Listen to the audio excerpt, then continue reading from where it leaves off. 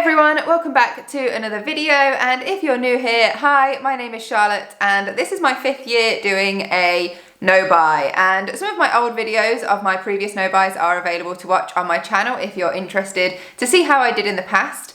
Every year I've done it slightly differently with a different focus or a different strategy just to mix things up and keep it interesting, and that is no different this year. I'm coming at it from a slightly different angle, and all of this comes from my experiences of doing no buys in the past and learning what works and what doesn't and improving on previous years to try and make something that can basically ingrain lifelong habits. This isn't something I do for a whim. This isn't something I do just as a yearly challenge. This is something that I've done to train myself to have better spending habits.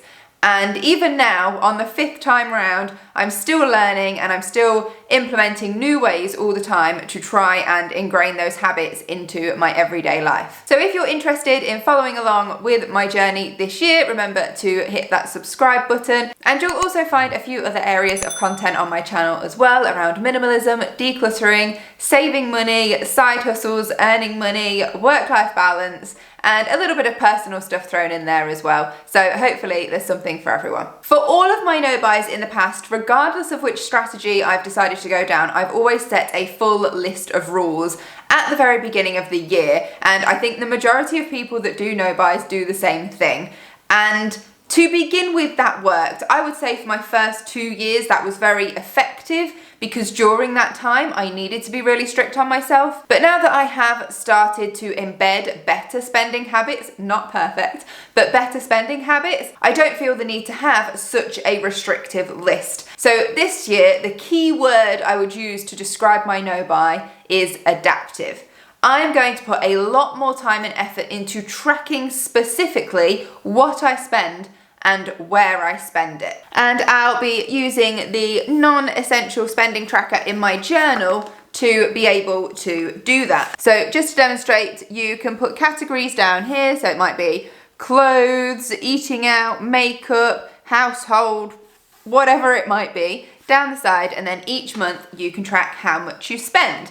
And based on that, each month I am going to change what it is I'm restricting myself from buying. So if I can see in 1 month that I didn't keep the screws very tight on clothes and I went all spendy, that tells me that that's an area I need to focus on the next month, maybe for a few months, just to get that back on track so I don't fall into bad habits. It's almost like recognizing the habit as it's happening so you can stop it in its tracks. 1 bad month in clothing is okay, but 2, then it's becoming a habit, and 3 and 4, it's just getting worse, and that's how you train behaviors in yourself. I feel like if I'm monitoring this more closely than I have done before, I'll be able to cut off any bad habits as they arise. That will also lead to me being able to pick restrictions that are actually relevant. For those of you that were on my journey with me last year, you may remember, and I mentioned it a few times throughout,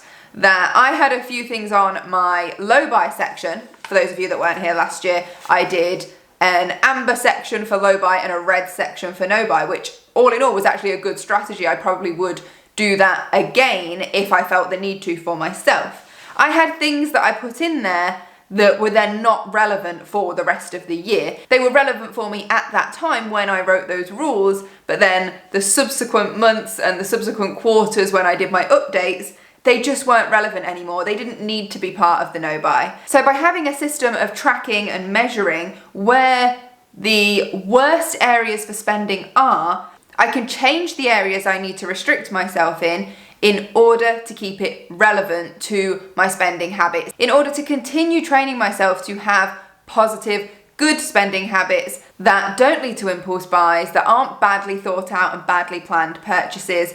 And ultimately, for me, the main goal, aside from saving money, is to not be left with that feeling of regret, regretting buying something, whether it's a few days, a few weeks, a few months down the line. I really want to reduce that feeling of regret. And so, to that end, I've decided, based on my spending over the last quarter, I'm going to set myself, I've got 6 restrictions for January, And then when January comes to an end, I'll review my spending in all of the non-essential spending areas, and I'll be able to determine if I was successful in my no-buy areas for January, if some of them need to continue because I didn't fix it, or if some of them need to change because actually we were fine in that area, but there are other areas that we clearly need to be more restrictive on. My first one, and if you watched Vlogmas, I don't think this will come as much of a surprise to you, is fast food. In one of my Vlogmas videos, I said that I would like to, going into 2024, restrict myself to only having fast food once a month. And that was a way to maintain a balance, because if you say you can't have it at all, it's a very unrealistic goal to maintain, and at some point you're probably going to slip up and then you'll feel awful about it. Whereas if you say I will allow it once, you know that it's not an endless waiting game until you get to enjoy it again, and it gives you something to look forward to and you can give yourself a little treat. However, that being said, in January, because you've had all of the not necessarily healthy eating of the Christmas period, I've decided I'm going to say January, no fast food, and then in February, if I'm all good, then I can go on with that idea of once a month for fast food. I feel like through the last quarter, as I got particularly busy with work, with the gym, with preparing for Christmas, with running my side hustles, I became more and more inclined to get fast food, particularly on my way home. But hopefully in January things start to quieten down a bit. You've not got the Christmas rush looming. I can go back to cooking myself some nice healthy meals, which I do enjoy to do. It was just a bit of a time parameter difficulty that I was going through, where I think I was leaning a little bit towards having fast food on the way home. But we all know that's not a good thing to be doing regularly. So no fast food in January, and then we'll see where we go from there. The next one is skincare. We all know by now I have a very up and down relationship with my skin and my skincare. I have found myself recently, doing a bit of browsing on my phone. I've been really tempted by Elemis products lately. I've had them a few times at various points before and tried a few different products, and I do really like them, but they are a little bit spendy, and so usually it's that draws me back in and I can stop myself from buying them. But I do think because of the frequency that I've been sort of browsing online and been tempted to buy, it needs to be on the no-buy list just for January to keep me in check with that. I've also put makeup on here, not because I'm really in bad habits with makeup, but my makeup collection, I'm starting to get to the point where I've got a few different things that need finishing off, and when I've had a product for a long time and it starts to get low, my instinct is to go and buy another one in readiness, and then I end up opening it before I finish the other one. So I think I've just about got enough makeup to get me through January, and I shouldn't need to buy any. I will give myself the exception if I completely run out of, let's say, foundation or something, but I can't see that happening. So just to make sure I don't go into that bad habit where I buy something and open it too soon, I've put makeup on the list.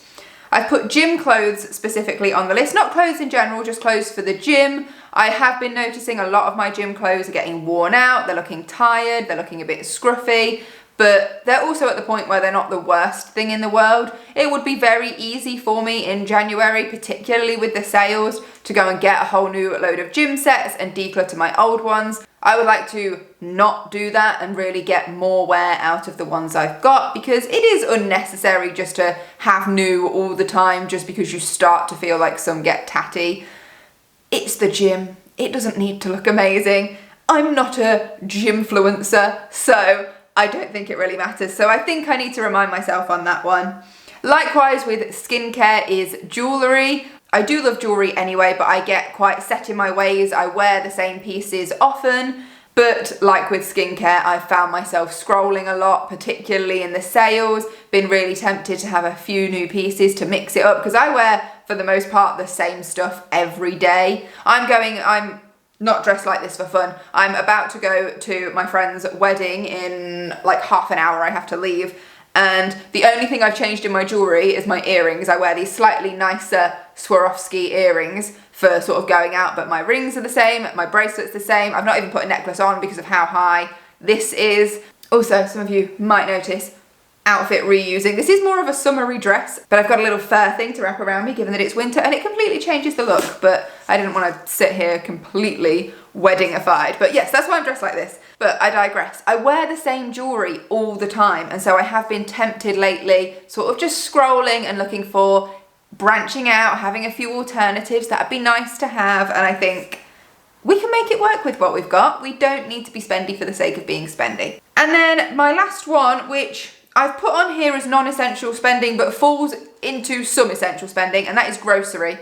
Over the last few weeks, especially with Christmas, my grocery shop has been crazy. In every shop I would get in like a few little extra bits for Christmas, but that meant every shop was more expensive. There is no need for me to be sneaking treats into my shop at the minute because I got gifted chocolates and biscuits galore for Christmas, so I don't need to be buying any. So realistically, my grocery shop should go way down. It should only be the essentials I need for my meals, and that is it. So I just want to get that back in check after a very spendy grocery period in December.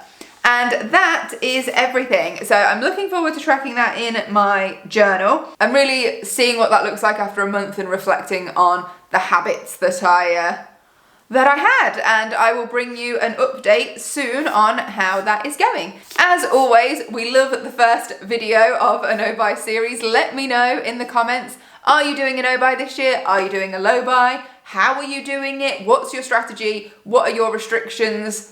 Share down below. We love it for the motivation.